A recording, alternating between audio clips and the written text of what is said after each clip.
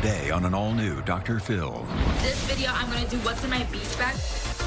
Diamond now has over 1 million subscribers. A popular influencer's emotional breakdown. During the past year, my mental health went way downhill. She told me that, Daddy, I see demons. They're coming for me. Because of the fact of traumatic experiences, I have a lot of PTSD. And a unique therapy to the rescue. We have a ranch with 150 special needs animals. They really do help to heal each other. Today's going to be a changing day in your life. You've never had anybody working harder to bring you to the threshold of change than right now.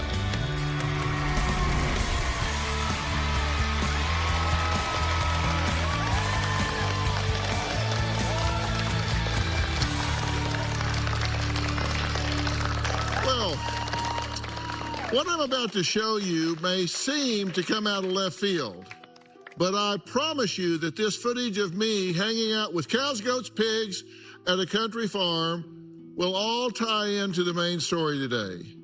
You're going to have to watch this episode all the way to the end, though, to find out how. But first, let me tell you about Diamond.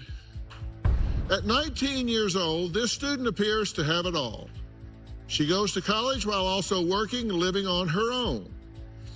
However, when I say Diamond works, it's a little more than a typical college job. She has been working as a social media influencer for the past 7 years. Today, she says she's grossing more than $20,000 a month and working with her manager and father, Danny, to start an apparel business. But Danny says his daughter's hectic work schedule is a vicious cycle, and today, Diamond is anxious, overstressed, and has been hospitalized 2 times this year after a series of bizarre behaviors. Take a look. My 19-year-old daughter, Diamond, is a social media influencer. Her fans know her as Diamond's Flawless.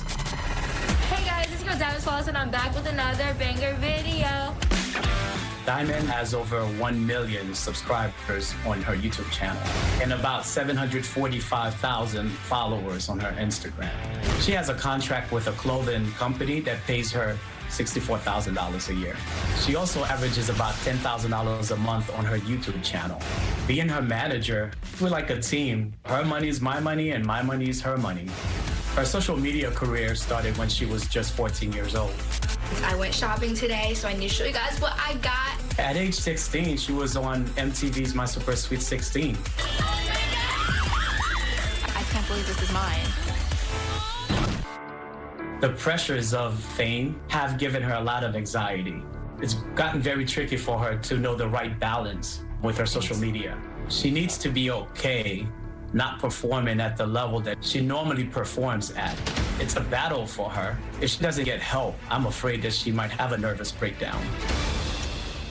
Well, joining us virtually is Danny. So, Danny, what happened this summer? About a year ago, she was going through some changes, and she went into depression for a few months, and I had no idea that she was depressed. She turned to drugs during that time. She said, Daddy, this is what's been going on. I've been depressed, but because of social media, I've had to put up a front, and I've been doing drugs, but I've decided this morning that I'm gonna stop doing drugs. Then she told me a lot more about it, and right after, she ended up having a lot of anxiety. She would think that people would follow her. She was paranoid. Then it went into a manic episode, and from manic, it developed into psychosis. Let's hear what she has to say. I don't live a normal life as an influencer. I live in the public eye. So I first started beauty and makeup tutorial videos. I reached over 100,000 subscribers and was making money even when I was 14. Over the summer, I'll make around $40,000 a month because that's when kids are at school and they're always watching my videos. I can't think of doing anything else in my life because I love being an influencer. My dad is my manager and I call him Dadager. My dad is reliable, outgoing, smart, and he's really hardworking. Sometimes I miss the normal life. It's hard not having much privacy and having people know all about my life. The desire and need of my followers has caused me to act out and started fights and cursed out random people. Lately, I've been dealing with a lot of stresses in my life. My mental health went way downhill. Diamond was admitted to the hospital twice this past summer. The first time she was suffering from mania that turned into a psychotic episode. She was speaking words that didn't make sense. The second time, she tried to jump out of a car while it was moving. I had a breakdown, and I'm not sure what triggered it, but I feel like it's because of not having enough freedom, because people are always watching. Do you feel a lot of pressure from just having to live up to expectations from people that follow you on the internet? Yes, I can say that I feel a lot of pressure. Another thing I wanted to touch on is that, like, the whole being, like, famous and, like, thinking people are coming after me, like, that's really not even the fact of being paranoid of fans. It's more of, and, like, people recognizing me of who I am, oh, it's Diamond's flawless and stuff like that. It's more of just, like, I was having paranoia overall of anybody because of a lot of things that I've been through that were publicized in the past. I'm going to find out why Diamond claims she cannot have a normal life. We'll be right back.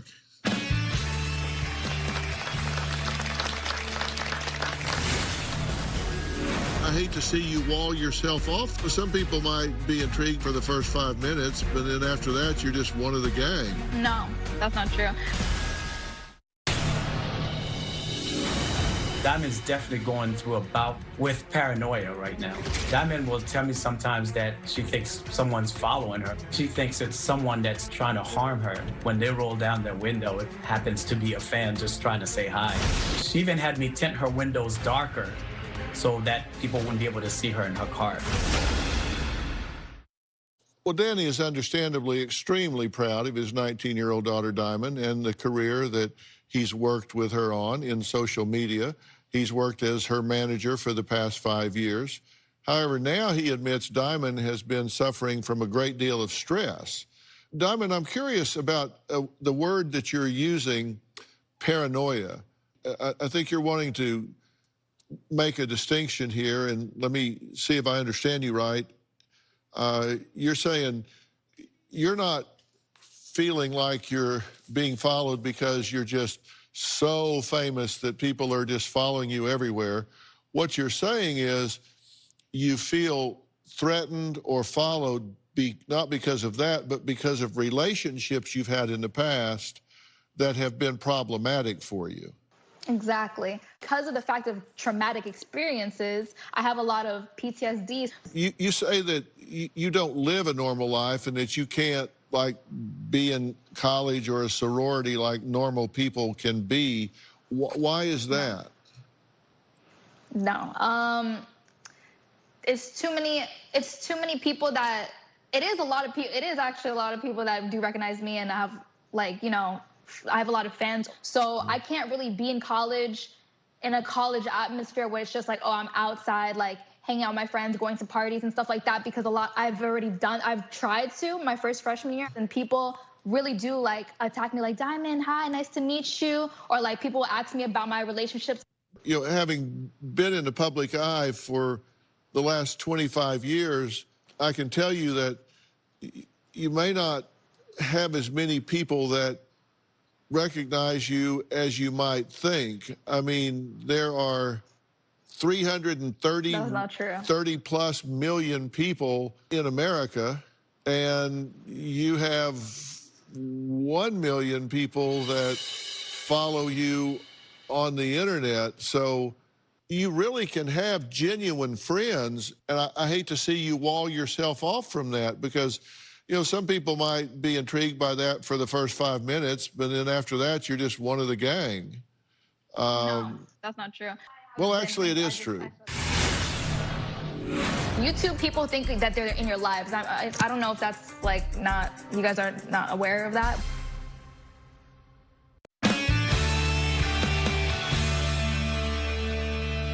We actually had a camera following Diamond while she was running errands with just regular clothes and no makeup on, not being Diamond flawless on the internet, but just Diamond, the very nice young lady that my staff couldn't say enough nice things about.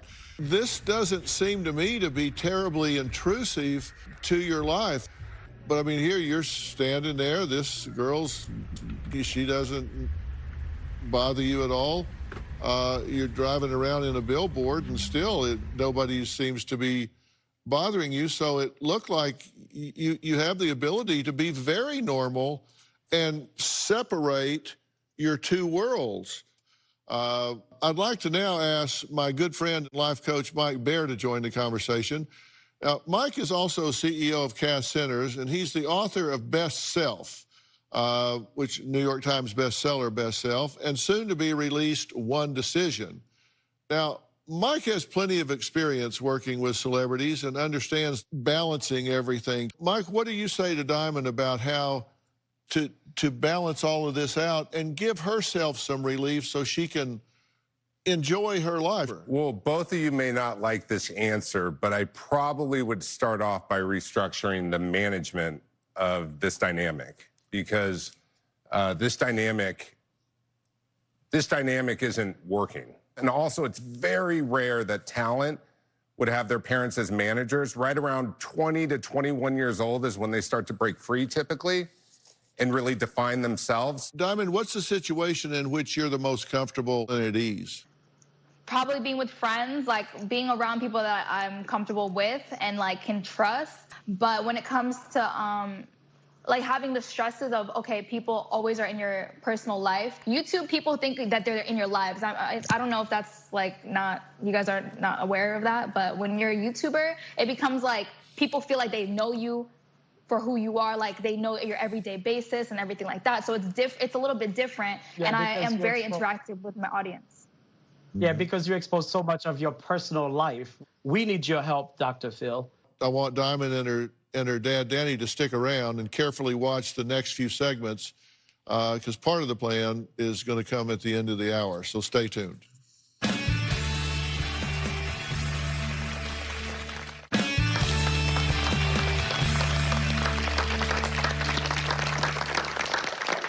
Well, this year, I teamed up with the folks at CBS All Access and 5-time Academy Award nominee and Golden Globe Award-winning director, screenwriter, and producer Richard Linklater to executive produce a show that focuses on something very near and dear to my heart, animal rescue. This 10-episode documentary series explores the relationship between animals and humans. Here's the trailer for something cleverly titled That Animal Rescue Show. We rescue as many animals as we're capable of. We only bring in the ones that everyone considers broken. We accept animals of all kinds, from feather to fur to scales. Yeah, I got a best friend in Austin now.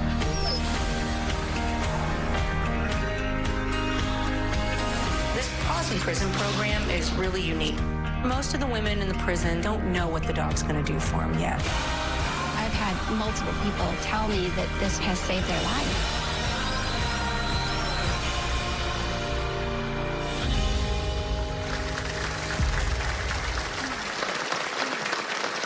I think you'll find one episode particularly moving because it focuses on handicapped animals and special needs children and how they can help one another heal by inspiring each other at one and the same time. Take a look.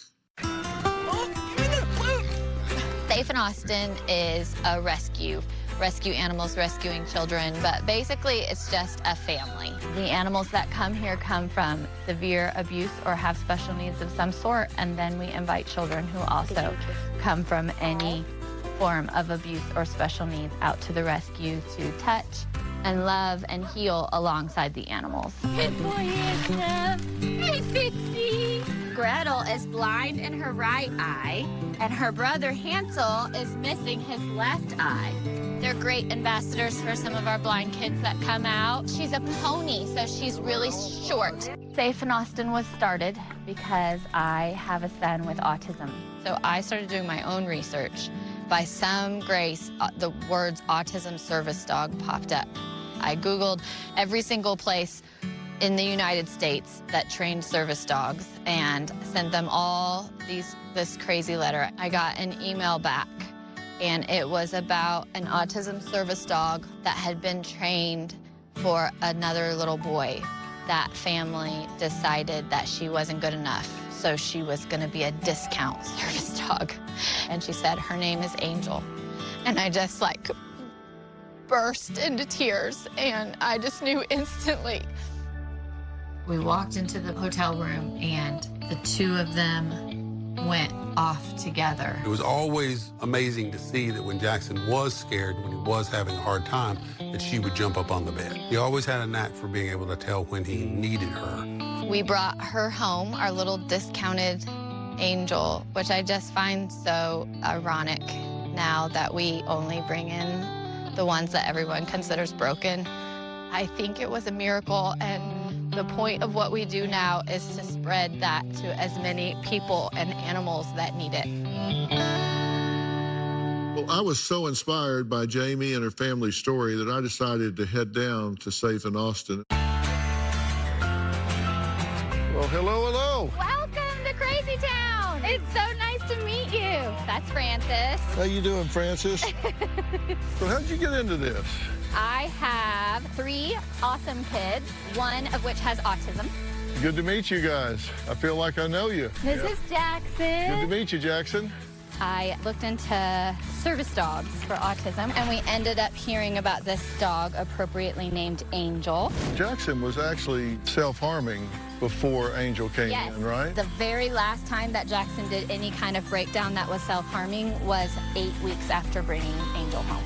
And just sort of instantly inspired us in the way of what can happen when you put kids and animals together. And suddenly we have a ranch with 150 special needs animals. I've particularly enjoyed watching how you make the child dealing with a difference with themselves and how they bond with that animal that has the same difference. You see that a lot, don't you? I do, and it's the best part of my day. Adam came to me completely limp. So he's gone from being completely limp in a month to being able to do this. Yes, a testament of what unconditional love can do, for sure. Well, the kids just have to be inspired by that. Yeah. You're doing good, bud. Look at him. Good job. I'm an animal lover from early on in my life. I rescued a dog that I had until 2 years ago, Maggie, from the LA Animal Rescue, and had her for 13 years. And she was my absolute shadow. And I have to say, losing her was probably one of the most traumatic things in my whole life. And I've been mourning her for now 2.5 years, and I'm almost ready to maybe adopt another dog. Hey, pups. Hey. They're 4 weeks old. Sweet baby. Look at this guy. Come here. I'm gonna send this to Robin. She'll go crazy thinking I'm bringing 8 dogs home. They're just the gentlest little giants. Yeah, they really are. Robin wants me to take a picture of the one's face with the blue eyes and the 2 different eyes. So where'd you find these? The parents were a neglect case, and Mom had puppies. Hey, pups. Yeah, I might have to call you about one of these. Well, I think that would be amazing. And thanks for having me. It's been a highlight of my trip, I guarantee you. Oh, thank you so much.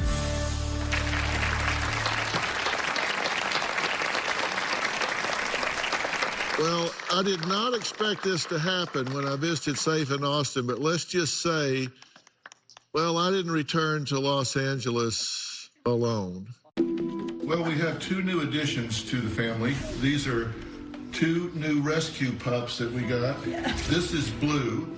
They're brothers. They're 8 weeks old. He has blue eyes. And Einstein has one eye that's blue and one eye that's brown, and he's brilliant at the same time. I really thought about bringing one home, and Robin said, well, why don't you bring 2? Oh, you can't split them up. Don't go buy dogs. Don't buy pets. You got to rescue pups. We're a family. We're 4 now. What are they, posing? Welcome to the family, boys. So what do you think about those boys, Mom? Those little boys are like our babies. Well, when we lost Maggie, we were very, very close to Maggie. Sad. And as you can see, those pups are growing up. Oh, they're huge. I joke all the time like I'm having saddles made for them so the grandbabies can ride them. And we have Jamie to thank. I'd like to introduce the founders and owners of Safe in Austin. Jamie, and her husband, David. So, guys, how are you? Good to see you again. Oh my gosh. Good to see you again. We're so good, but we're also over here blubbering. Well, thank you guys for everything you do. It's astounding when I've been there and seen the children with the animals and then seeing them on tape. They really do help to heal each other, and that's what you guys see on a regular basis.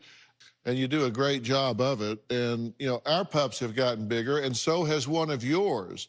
Now, Halo was one of the dogs featured in the episode. So let's take a look at what's happened with Halo. Let's try this one. Ready? Didn't have to show you. Look. Hey, here comes your mama. Good girl. Oh my God, look at the way she's running around.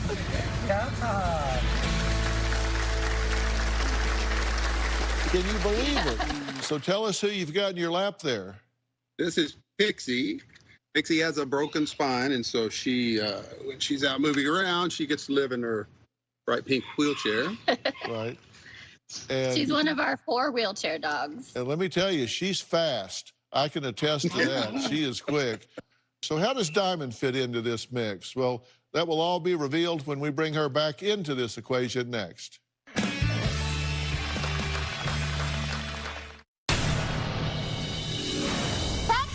come get in your chair. Come on, bud.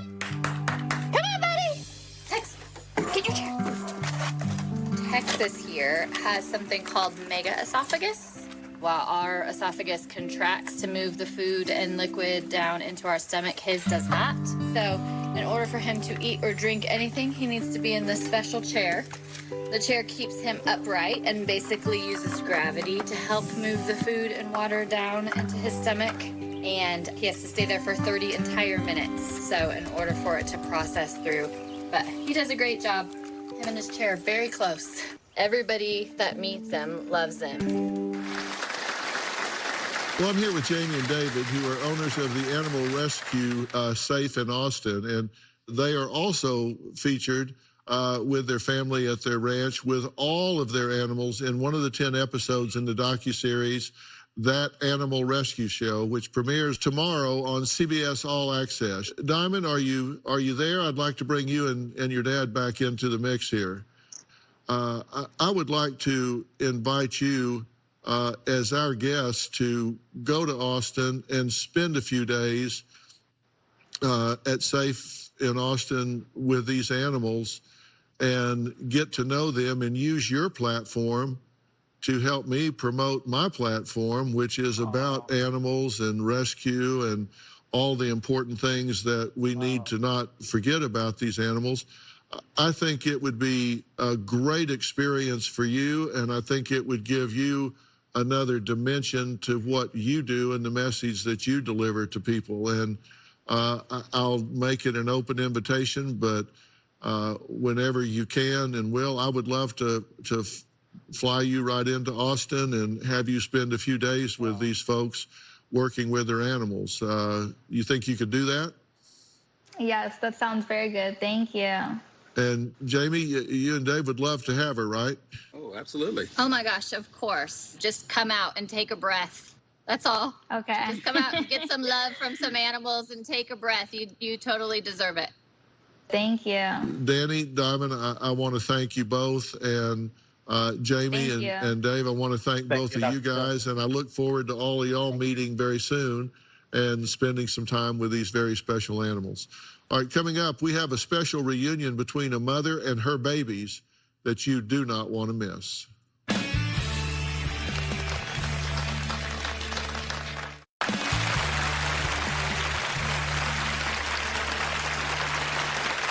I spent some time this hour talking about my upcoming docuseries that's all about rescuing animals, and this all took place in and around Austin, Texas. And it's cleverly named That Animal Rescue Show. And it premieres tomorrow on CBS All Access. You do not want to miss it because the stories are brave, they're heroic, and also you might want to get some Kleenex out because they will touch your heart. Now, in this next episode, Wanda was the owner of 3 cows, who she refers to as her babies. Let's see what happened when Wanda had to make a very tough and heartbreaking decision. Austin Farm Sanctuary started 3 years ago. It's a nonprofit animal rescue. It's home to over 65 animals. When we heard about animals that were in need, we started taking them in if we could. We were tagged as the neighborhood weird animal people at that point, and we got a call about a 6-month-old pig. It was 120 pounds, and he basically had 3 days to either go to slaughter or find a new home. And so we brought him in. That kind of started everything. Jesse and Dexter, Wanda, found them and rescued them from an auction yard. She said, I'm homeless, and so essentially so are my cows, so I'm trying to find them a place to go. Sure.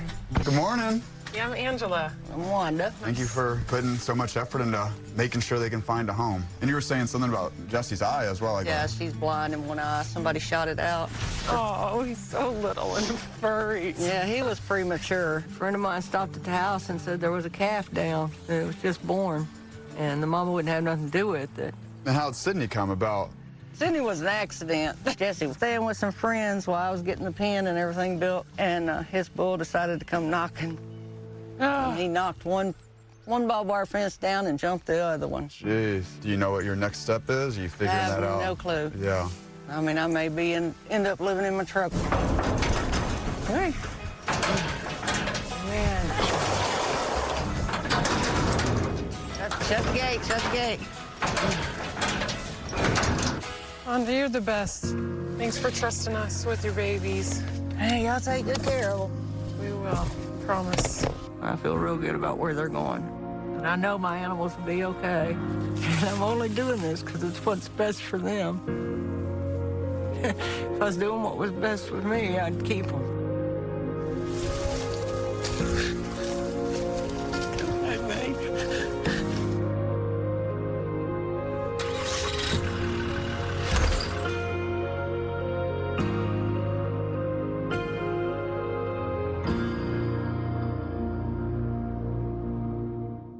Well, when we were shooting this episode and I saw Wanda and her cows, not only did I have to meet her, I also had to figure out a way to reunite her with her babies at Austin Farm Sanctuary.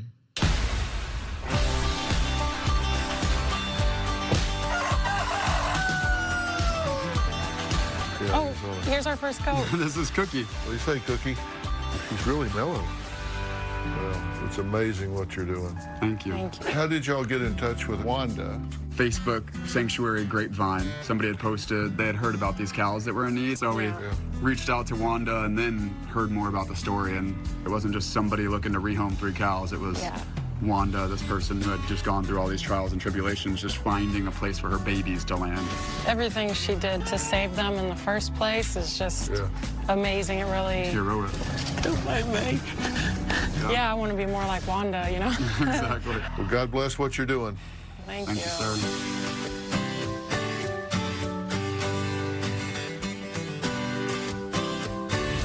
Well, Wanda, I'm thrilled to meet you.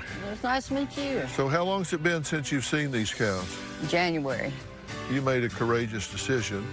You came here to see these cattle again. Yes, so why I don't did. Why don't we go meet them right now? Thank you. Let's do it.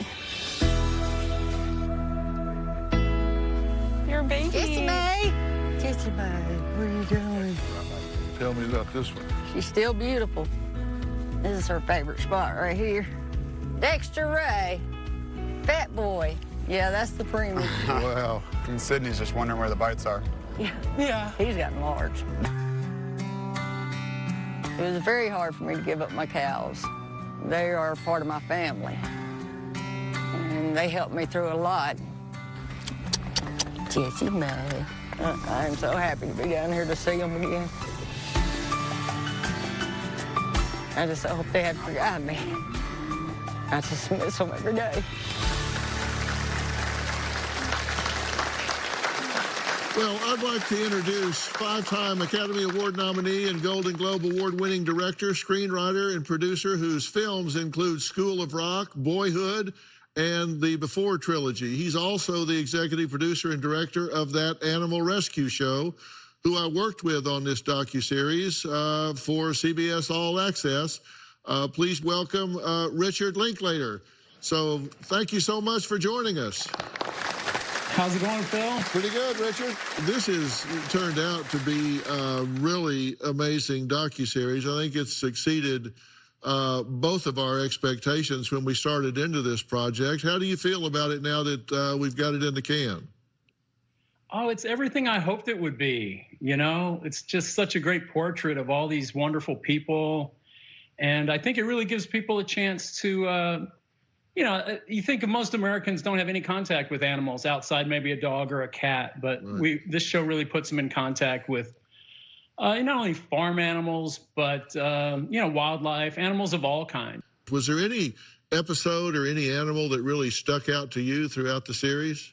We have 2 episodes on pigs, and my family, we have a pig. I started talking to Julia, your company, and here we go. You know, sometime later we have a show, but it was really the pigs that kicked it off for me. Listen, I can't tell you how grateful I am for your directing this in the way that you did and really bringing out the connection between the animals and the humans here. Thank you so much. I look forward to working with you some more. Yeah, thanks a lot, Phil. Good seeing you. Good seeing you again. When we come back, we help rescue some French bulldogs we found in horrific condition at a Chicago airport recently. I'll tell you all about it when we come back.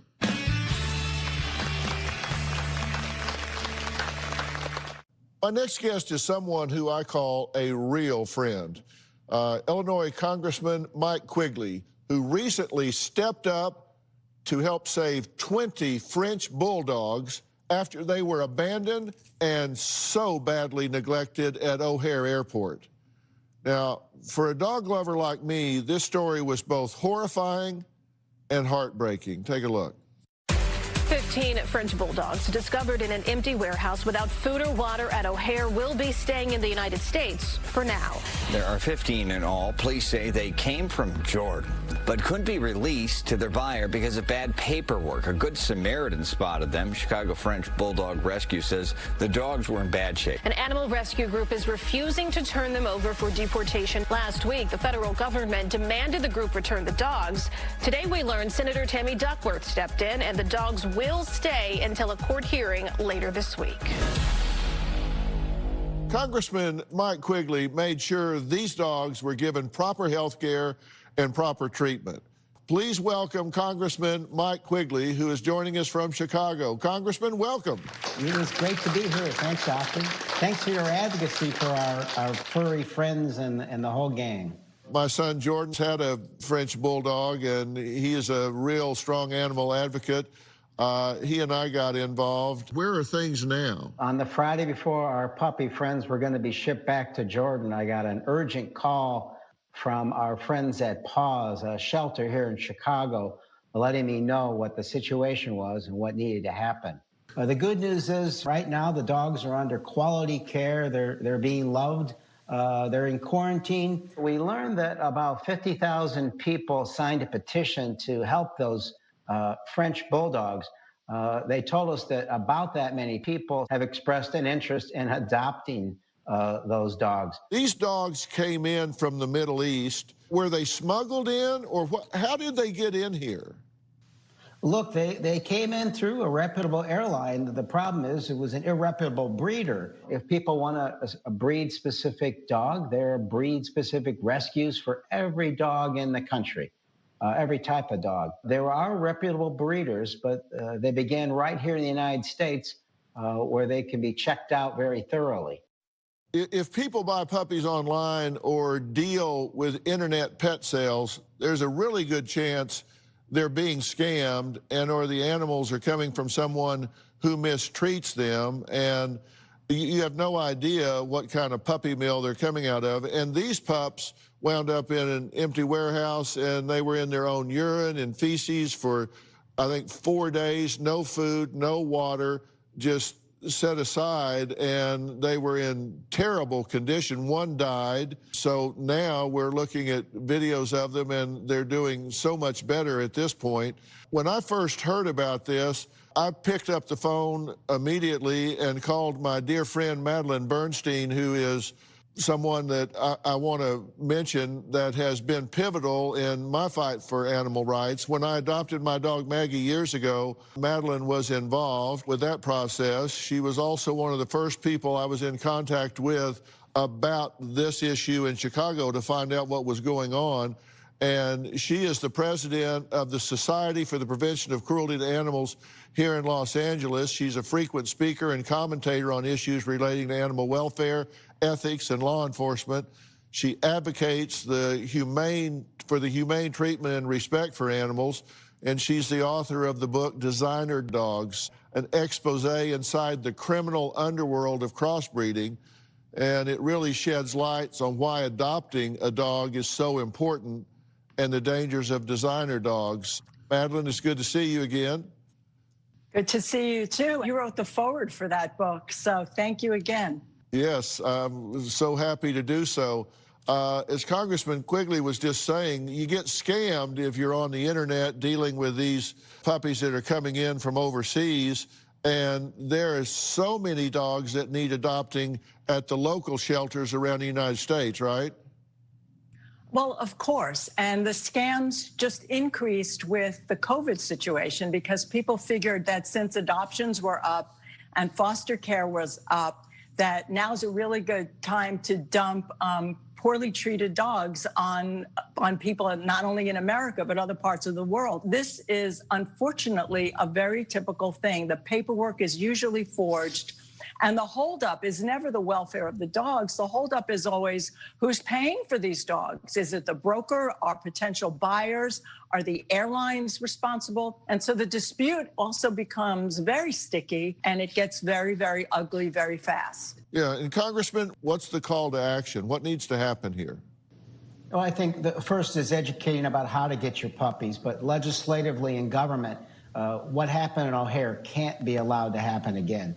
I was first contacted about this by Scott Holmes and Mary Shefke on Facebook. They just sent me a message and said, hey, we've learned about this happening up in Chicago. Can you help in some way?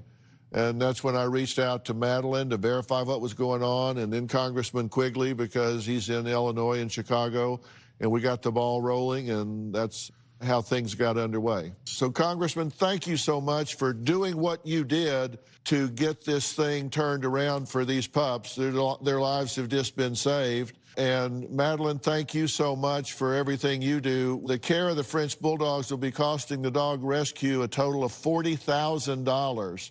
And if you would like to donate, you can go to thefrenchiepourvus.org and contribute to that. And LASPCA always needs money to feed their dogs and house their dogs and find them home. And I certainly support all of that, and I hope you guys will too. So, Congressman, thank you for taking the time. Madeline, thank you for taking the time as well. I want to thank all of my guests today. A special thanks to Safe in Austin, Austin Farm Sanctuary, and my good friend Richard Linklater. Check out that animal rescue show, which you can begin streaming on CBS All Access beginning tomorrow, October 29th. Now, let me tell you something about this show. I've timed the release of this show to the end of October for a reason. You know, right now, there's just an awful lot of noise in our world.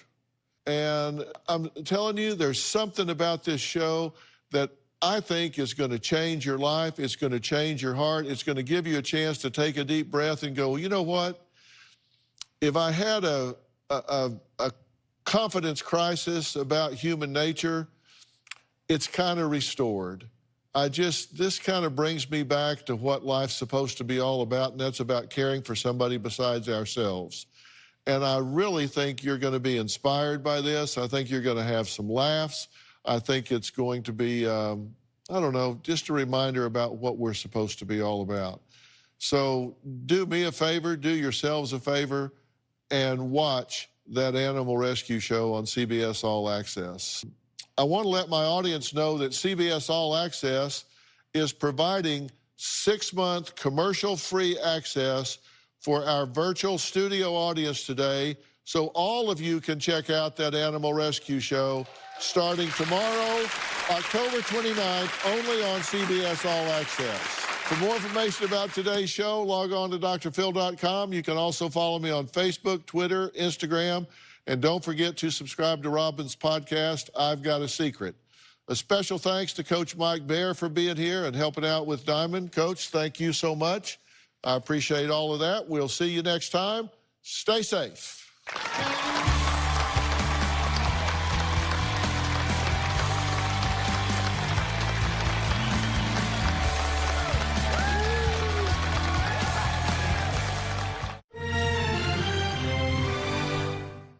Bounce, bounce, all the girlies bounce. Take 'em to my house, turn the party out. Bounce, bounce, bounce, all the girlies bounce. Take 'em to my house, turn the party out. You won me 1,000 times, memories can kill ya, but it didn't hear ya. I thought that I could fly, but woke up on the asphalt. I swear there was the last time. I've always been naive, call it.